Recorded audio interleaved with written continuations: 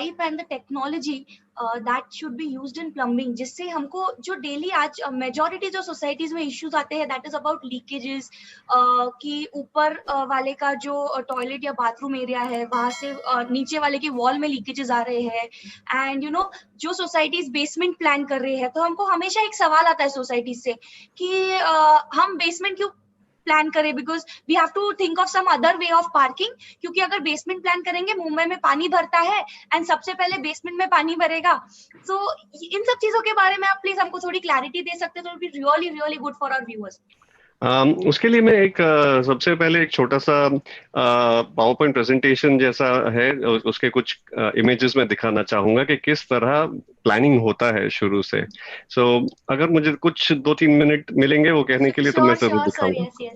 So basically हम जब बात करते हैं उसे प्लम्बिंग कोऑर्डिनेशन कहा जाता है। जब हम शुरू करते हैं, जैसे जॉन सर ने शुरू में कहा कि कोऑर्डिनेशन एक चीज होती है एमईपी में जो दूसरी सर्विसेज के साथ किया जाता है, बट कई बार देखा गया कि प्लम्बिंग कोऑर्डिनेशन एक पुअर कोऑर्डिनेशन हो जाता है।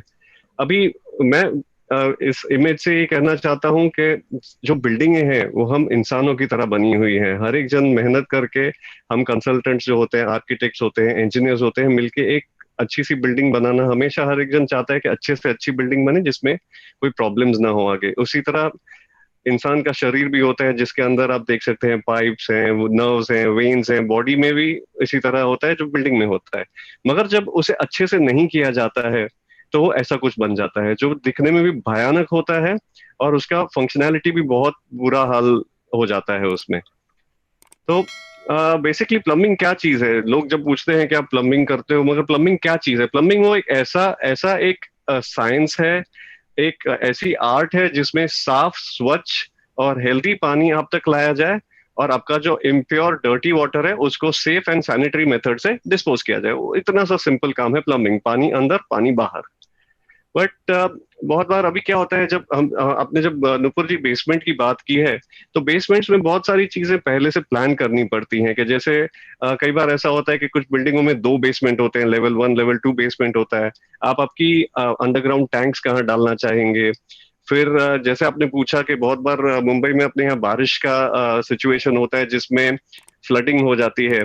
तो फ्लडिंग अवॉइड करने के लिए आपको पहले से प्लान करना चाहिए कि आपका बेसमेंट साइज क्या है, आपके एरिया में रेनफॉल की इंटेंसिटी कितनी है, मैक्सिमम रेनफॉल कितनी होती है।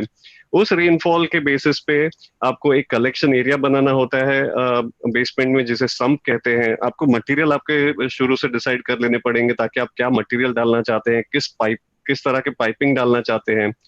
सो ये जब आप बेसमेंट में डिसाइड करते हैं एक लोकेशन जहां पे सारा पानी जमा होगा, आपकी ड्रेन लाइंस डालेंगे, वो ड्रेन लाइंस सारी जाके उस जगह पे पानी को जमा करेंगी, जिसे एक सम्प कहते हैं।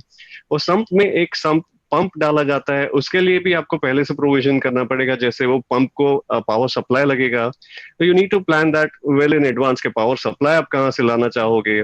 अभी आपने जब वो पानी जमा कर लिया है, पंप डाल दिया है, तो पंप का पानी बाहर लाने के लिए आपको पाइपलाइंस डालनी पड़ेंगी। उस पाइपलाइन के रास्ते आपको डिसाइड करने पड़ेंगे कि आप पानी बाहर कैसे लेके जाएंगे उसे। So these are some things जो बेसिक बेसिक चीजें हैं जो शुरू से ही एक एमईपी कंसल्टेंट या एक प्लम्बिंग कंसल्टेंट आपको गाइड कर पाएगा, आपको कैलकुलेशंस दे पाएगा कि आपको इस साइज का सम्प बनाना है, इतनी अमाउंट का पानी आपके बेसमेंट में जमा हो सकता है और आपको इतना टाइम में बाहर निकालना होगा। So that's basically what I meant to say here कि ये तरीका है बेसमेंट्स को मेंटेन करने का from a plumbing standpoint. Okay, so that means we don't have to be worried about it कि अगर you know with the help of complete professional guidance अगर हम उस तरीके से उसको plan करें in a proper way, then even in flood like situation, because Mumbai में बहुत common occurrence है, there is always you know कभी थोड़ा ज्यादा बारिश हो जाता है, पानी भर जाता है। So even in such situations we can have you know dry basement, if that is what I want to hear. Absolutely.